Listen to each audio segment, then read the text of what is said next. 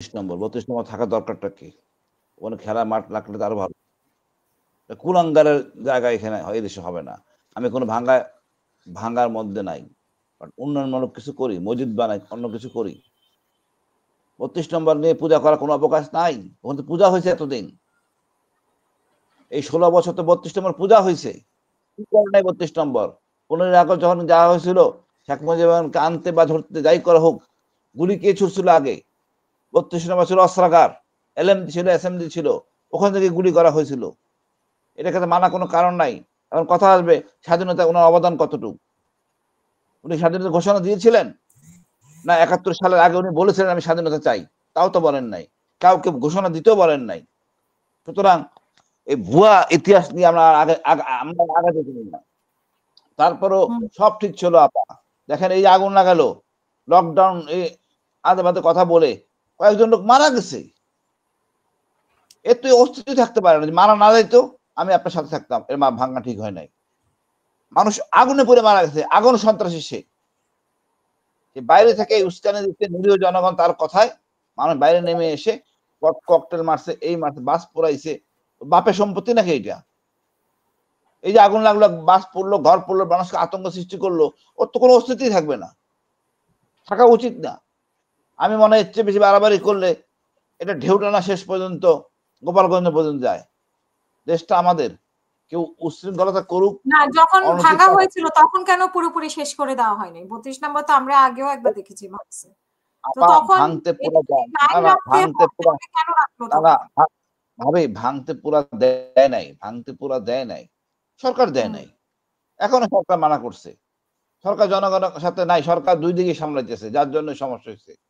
আমার বিশ্বাস সরকার না সরকার চাইলে তো বিচারটা হইতো না। তাহলে বিচার কেন করতেছে সরকার যদি না চায়? না বিচার তো অন্য জিনিস ভাবি। বিচার তো সরকারের না। বিচার তো হলো আমাদের। বিচার তো আমরা ক্ষতিগ্রস্ত মামলা করছি। সরকার তো মামলা করে নাই। বিচার করছে ক্ষতিগ্রস্ত লোকেরা। বিচার না করে যাবে কোথায় সরকার?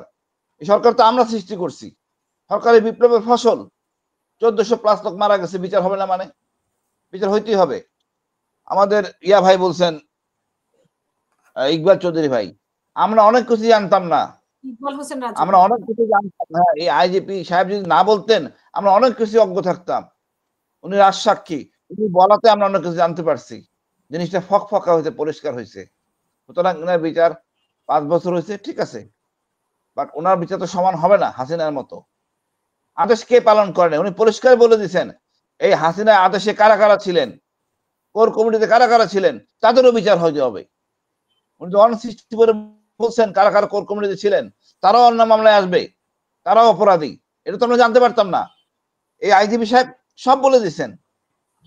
অন্যরা তো কেউ বলে নাই। সুতরাং আদেশ করছেন। উনিও তো কোনটা? আদেশ পালন মানে ওনার আদেশে তো হ্যাঁ, উনি তো একা আদেশ পালন করেন নাই আপা। সাথে তো অনেক লোক আদেশ পালন করছেন। ওই যে কোর কমিটিতে ছিলেন বেশ অনেক লোক। এনএসআই, ডিজিএফআই, এতে তো বিচার আসতে হবে তো। উনার 164 ভিত্তি করে এই মামলাগুলি হবে আবার। এই মামলা এখানে শেষ না। উনি যদি এগুলো না বলতেন আমরা জানতেই পারতাম না যে এটা এইগুলি এই কর্মকাণ্ডগুলি চলতো বা হয়েছে। এটা উনি একটা ভালো কাজ করছেন। রাজসাক্ষী হয়ে উনি সব ঘটনা ঘটে বলছেন। এবং আইজিপি উনি বলছেন ওনার সাথে যারা ছিলেন তারাও একই দোষী হবেন। এখানে দায় মুক্তি কারো নাই। উনি সাহসিক এবং ভূমিকা পালন করছেন। ধন্যবাদ। ওনার দণ্ড একই সমান হবে না। এটাই স্বাভাবিক। আর এটাই আপা। আমি মনে করি ৩২ নম্বর উনি যদি উশৃঙ্খল আচরণ, কথাবার্তা, অনুতপ্ত, অনুশোচনা হাসিনার মধ্যে ছিল না। আপনারা সবাই আছেন এখানে বলেন, হাসিনা দীর্ঘ ১ বছরে তার এই অপরাধ কর্মের জন্য কি অনুশোচনা ফিল করছেন? অনুশোচনা বোধ করছেন? অনুতপ্ত হয়েছেন? উনি তো একের পর এক আজে-বাজে বক্তব্য বলেই যাচ্ছেন। উনি উনার মায়ের কোলে গেছেন ভারত। ভারত প্রেমে গেছেন। যেখানে বাচ্চা যেখানে নিরাপদ হয় সেটা মায়ের কাছে যায়। হাসিনা তার মায়ের কাছে গেছেন। মা তো নাই, আছে এখন বাবা বা বন্ধু। আমি মনে করি এখানে সুযোগ নাই। হাসিনাকে আসতে হবে, ফেরত দিতে হবে, বিচার হবে ইনশাআল্লাহ। ধন্যবাদ আপা। অনেক ধন্যবাদ। আমি